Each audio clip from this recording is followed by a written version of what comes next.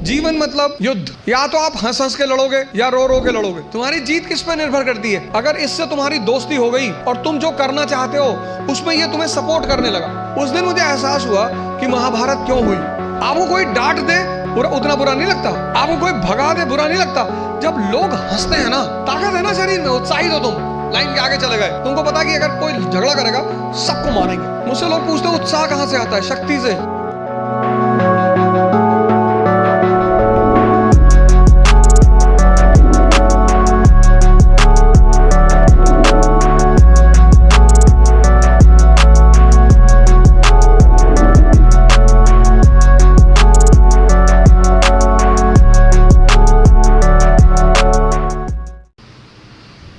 जीवन मतलब युद्ध।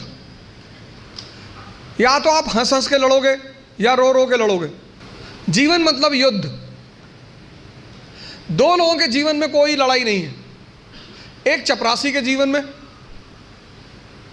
चपरासी, कुछ लोग मुझसे कहते हैं मुझे चैलेंजेस नहीं चाहिए लाइफ में। बहुत अच्छा, चपरासी बन जाओ।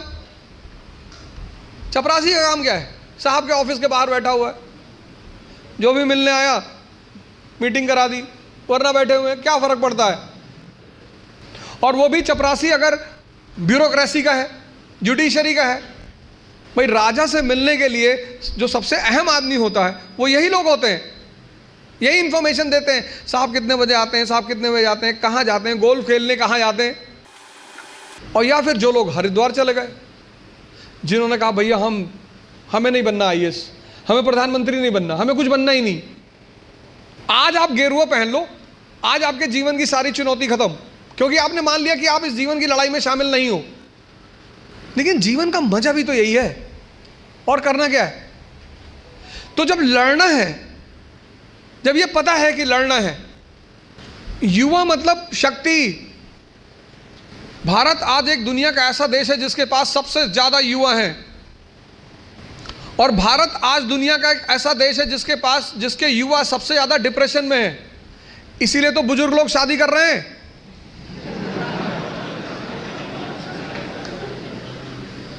अरे नहीं, मैं नाम क्यों लूं किसी आदमी का? पर अखबार तो सारे लोग पढ़ते हैं ना। डिप्रेस आदमी से कौन शादी करेगा? और जीवन की लड़ाई में दो ताकतें बहुत काम आएंगी, एक मन की और एक शरीर की। तुम जब भी ऊपर उठोगे तो ये ग्रेविटी तुम्हें नीचे खींचेगी ना। ऐसा समाज की ग्रेविटी है।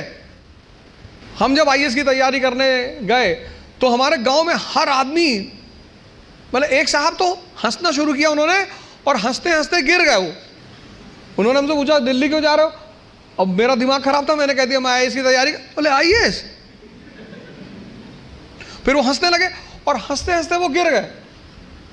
और उस हंसी का इतना रोल रहा मेरे जीवन में, मतलब उस हंसी ने मुझे एकदम मजबूत कर दिया था कि अब आईएएस ही बनना है। उस दिन मुझे एहसास हुआ कि महाभारत क्यों हुई। आपको कोई डांट दे उतना बुरा नहीं लगता, आपको कोई भगा दे बुरा नहीं लगता। जब लोग हंसते हैं ना तब बहुत दर्द होता है। लेकिन मेरे पिताजी ने मुझसे कहा कि आईएएस प्रधानमंत्री बनने वाले आदमी। अरे मैंने कहा यार क्यों चढ़ा रहे हो फालतू में। भगवान का आशीर्वाद से आज भी हमारे साथ हैं। और मैं अगर उनसे कोई भी बात कहता हूँ तो तुम्हारे लिए तो कल ही कर लोगे। तो मैंने कहा सोच रहा है हवाई जहाज खरीद लो। अरे ने कहा भैया जी लेने दो। लेकिन उन्हीं की वजह से, मतलब आज जहां भी मैं हूं उसमें सबसे ज्यादा योगदान मेरे पिताजी का है।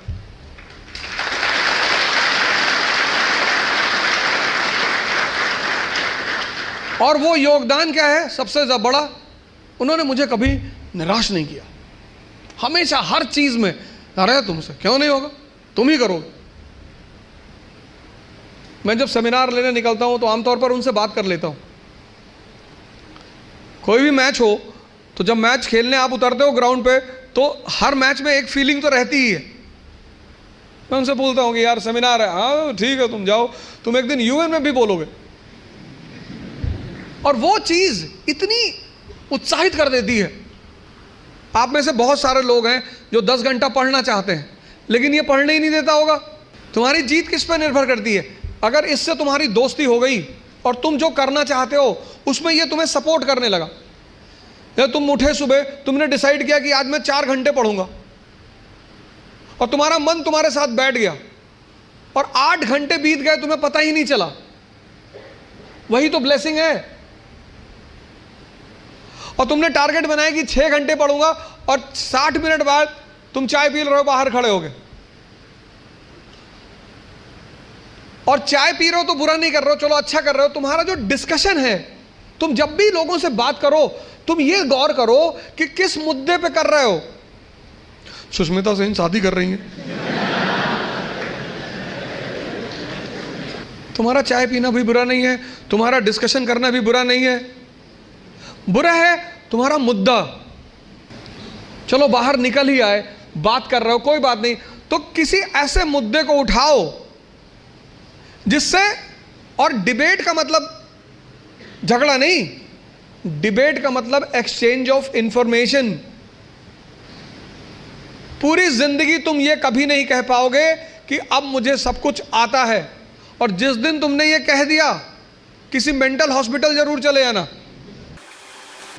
अपने आप को ताकतवर बनाओ, फिजिकली और मेंटली, क्योंकि यही ताकत तुम्हारा उत्साह बनेगी। पीवीआर की टिकट लेनी है, लाइन में खड़े हो तुम,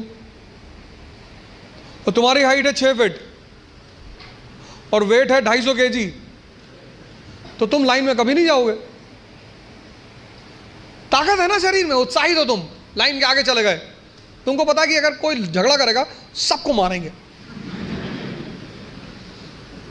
मुझसे लोग पूछते हैं उत्साह कहां से आता है? शक्ति से। ये जो एंथुजियाज्म है, ये जो कॉन्फिडेंस है, ये ताकत का खेल है। अपनी पढ़ाई के साथ जिस चीज को तुम निगलेक्ट करते हो, जो निगलेक्ट करते हो, तुम उस पर ध्यान ही नहीं देते, वो चीज है तुम्हारी पर्सनैलिटी। पढ़ाई के साथ साथ जो इक्वली इंपॉर्टेंट चीज है वो है पर्सनैलिटी, तुम्हारी साइकोलॉजी, तुम्हारा सोचने का तरीका। सिर्फ किताब लेकर खड़े होने से बहुत बड़ी बात नहीं होती। सिर्फ वेपन लेकर खड़े, महाभारत के युद्ध में अर्जुन के रथ पे शिखंडी खड़ा हो जाता है, भीष्म पितामह का इससे क्या लड़े? हथियार उसके भी हाथ में है, लेकिन वो मानते नहीं उसको। जीवन में एक और अहम बात है, वो है व्यक्तित्व। व्यक्तित्व का मतलब बदमाशी नहीं होता। कॉलर खड़ा कर लिया, 3 बटन खोल ली, चाबी नचाते हुए जा रहे, ये सब नहीं होता।